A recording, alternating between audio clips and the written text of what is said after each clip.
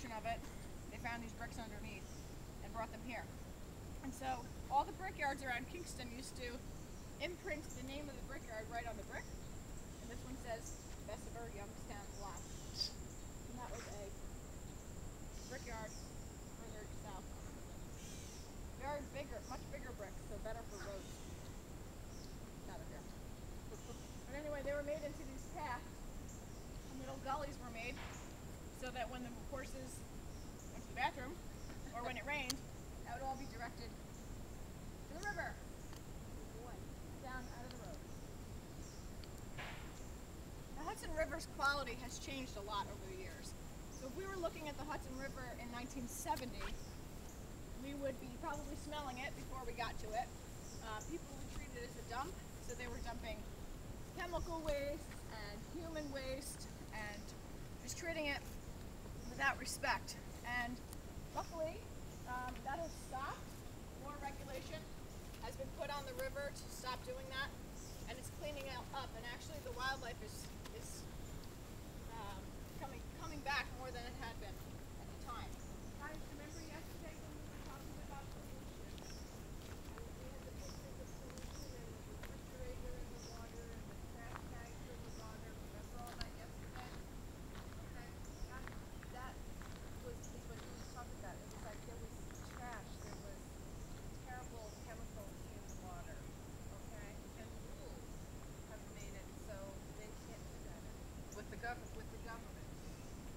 And actually, about 30 or 40 years ago, people couldn't swim or fish or drink the water in the Hudson, but now things have changed, although they're not really great yet. People now drink Hudson River water when they turn on their tap water or sink. They live in Sylvan or Paramount or they live in Poughkeepsie, which is down the river a little bit. They drink Hudson River water. So it needs to be kept at a safe drinking level. But also, people swim in it. I bring my junior naturalists, our kids that we have in the camp. We go swimming in it every Friday. And also, you can fish in the river. But they suggest that you only do one fish per month in the Hudson, which is not a lot. It's not a good thing because they have chemical in them called mercury. So 30 years ago, people were dumping and companies were dumping chemicals that settled down into the sediment, dirt, in the bottom of the river. And all that has settled out, and more sand and soil has piled on top of it, making the water itself cleaner. But what happens is plants grow up out of that sediment, and those plants have the chemicals in them. Small organisms eat the plants. Small fish eat those organisms. Big fish eat those fish. If we eat fish, we get the chemicals in our bodies too. So unfortunately, under the river, there are lots and lots and lots of chemicals. And in some places along the river, they're thinking about, and they're started, dredging it, taking it out and trying to remove it. Sometimes you might think that nature should just take its course and cover it up on its own. But in this case, the government is digging some of it out. So, it's hard to tell what to do. Alright, we're going to check out where the turtles nest. Hey, Miss Wood. Hey, Miss Wood.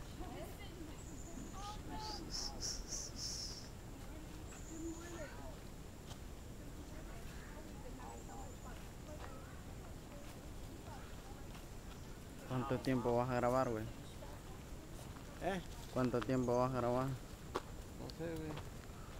¿Cuántas horas vas a grabar? Walk a little faster, please. Could you keep up with her, please? Thank you. I've asked you several times now. Vas a ser famoso. Focus on her, please. Está madre. No, por el... No, mejor no miro. Nah, esa señora no entiende español, güey. No creo.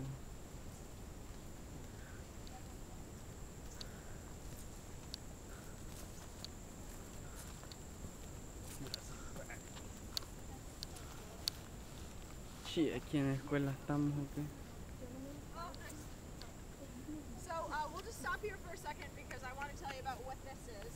We started our hike at the other end of this park, but this is a softball field and BMX track, a bike track, that are on top of a landfill. A landfill is a place where trash has been dumped. And in this case, about 30 years ago in Kingston, our trash used to be burned in an incinerator. It was put in a big fire and burned down to ash. The ashes were put here, creating an ash landfill. And then it was covered over, and so you can see it's kind of sinking down and settling at different rates, which is why it's all wavy and bumpy. But it's covered with sand, and then grass is planted.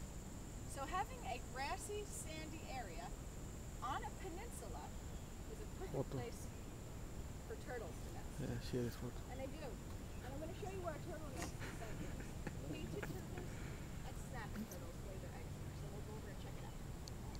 They lay their eggs in June. The mother comes onto the land at night. She digs a hole and she lays about 25 eggs if it's a painted turtle.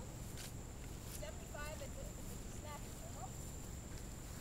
She covers it up and she leaves it. She never knows what happens next.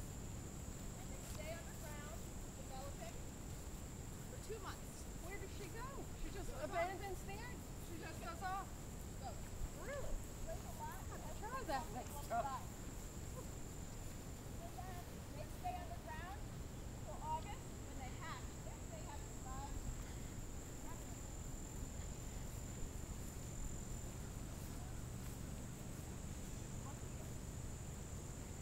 So this is one of the sites. This grass is grown over. This is one of the sites where they laid this year. Let me see if I can find an old shell. This grass has grown over because it's been able to sit here for 2 months. But in the month of June, this was a big grassy patch. I mean, a big sandy patch. There's another patch over here. Where was it? Oh yeah. Oh, here we go. This was, oh, not good news. Okay, so some shells on the surface. These are turtle shells. So having turtle shells on the surface before August isn't good, because that means a predator has gotten in. So either a fox or raccoon or skunk or possum, cat, dog, coyote, snake, gull, lawnmower, lots of predators. They love to eat eggs, just like we eat eggs for breakfast. They like to eat eggs too. But these are some turtle shells, and so it's probably the case that there are no more eggs under here. These are soft. These are a little bit crusty, but when they first, when they're not dried out, they're very pliable, very soft. Say hi, Miss If you Beth. come here in August, you can see if they have emerged. When the turtles hatch, they're the size of a quarter. So if you take your thumb and finger, make a circle, that's the size of a turtle when it's first born. And then they have to find the water, which is tough, without getting eaten by something on the way. Wow, which is really tough. So we're going to finish up our hike on a wooded trail through the woods here.